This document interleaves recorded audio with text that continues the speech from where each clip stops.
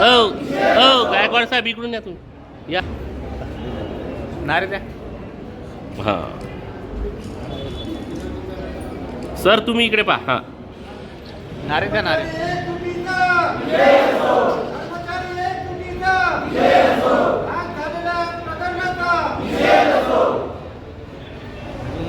झालं. आज दुपारी नियोजन विभागात नियोजन विभाग प्रमुख श्री हरीश जाधव यांच्यासोबत काही सदस्य यांचं नाव आपण वेंटू बांगडे असं म्हणतो आणि श्रीमती सपना लांगोटे यांच्यामध्ये प्रशासकीय कारणास्तव त्यांचे काम वेळेत का होत नाही याबद्दल विचारणा करतात. प्रशासकीय बाब असताना श्री वेंटू बांगडे यांनी श्री हरीश जाधव यांना अर्वाच्य भाषेत बोलताना शिवीगाळ वगैरे दिली. त्या अनुषंगाने त्यांनी जे आहे आपल्याकडे तक्रार आपल्याकडे नोंदवली आहे. माननीय नगराध्यक्ष माननीय जिल्हाधिकारी महोदय यांच्याकडे पण सदरील तक्रार ती नोंदवणार आहे. सर्वांची भूमिका ही एकच दिसते की कार्यालयीन कामकाज करताना सर्व कर्मचारी जे आहेत जे जीवाभावाने काम करत असताना लोकप्रतिनिधींनी त्यांना चांगला प्रतिसाद देणे चांगल्या पद्धतीने काम करून घेणे ही एक पद्धत असते. तर लोकप्रतिनिधी कधी काही भावनांच्या भरात नागरिकांचे काम करताना अशा प्रकारची घटना ही जी आहे यापूर्वी पण घेतली. श्री उत्कर्ष देवगुरुने आपले कनिष्ठ अभियंता यांना पण श्री वेंटू बांगडे यांनी अशा प्रकारे शिवीगाळ वगैरे दिली होती. तर या घटनेचा नगरपालिका प्रशासन म्हणून सर्व कर्मचारी आज जाहीर निषेध करत आहेत.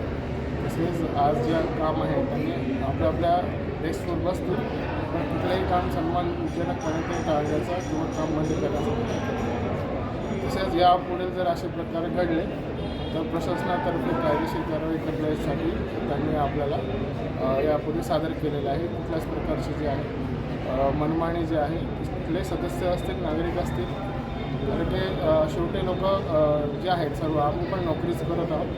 लोकांचे प्रश्न सोडवण्यासाठीच आहोत. जेवढं नगरसेवक किंवा सन्मानित सदस्य लोकांचे प्रश्न सोडवण्यासाठी इथं आहे त्याचप्रमाणे प्रशासन पण लोकांचे प्रश्न सोडवण्यासाठीच आहे.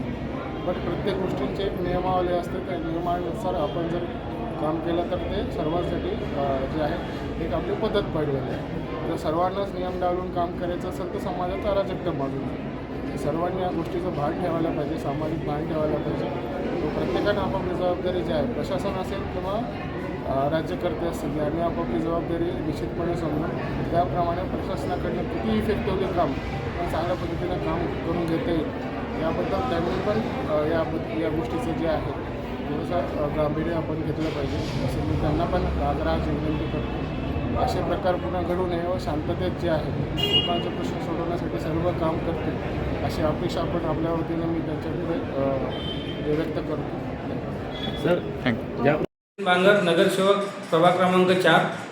माझ्या प्रभागात गेल्या अनेक दिवसापासून नगर परिषद बाजार विभागाच्या माध्यमातून वसुली केली जात आहे आणि त्या ठिकाणी पावती न देता त्या ठिकाणी वसुली केली जात आहे. लोकांकडून पैसे घेतले जात आहे आणि पावती देत नाही आहे.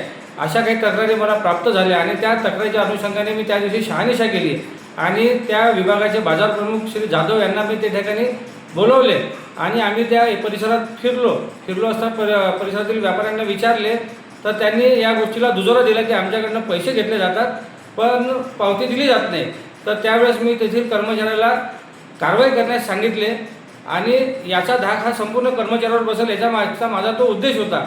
यावर कुठलीच कारवाई जाधव यांनी केली नाही आणि त्याचा जाब विचारण्यासाठी मी आज नगर परिषदमध्ये गेलो असता त्या ठिकाणी माझ्या सहकारी नगरसेविका सपनाताई लंगोटे या होत्या आणि ते त्यांच्या प्रभागातील प्रश्न त्या ठिकाणी मांडत होत्या आणि ते मांडत असताना त्यांच्याशी जाधव अरेवाच्य भाषेत त्या ठिकाणी त्यांच्याशी वागत होता बोलत होता आणि एका महिलाचा होणारा अपमान हा त्या ठिकाणी मला पाहल्या गेला नाही आणि म्हणून मी त्या जाधव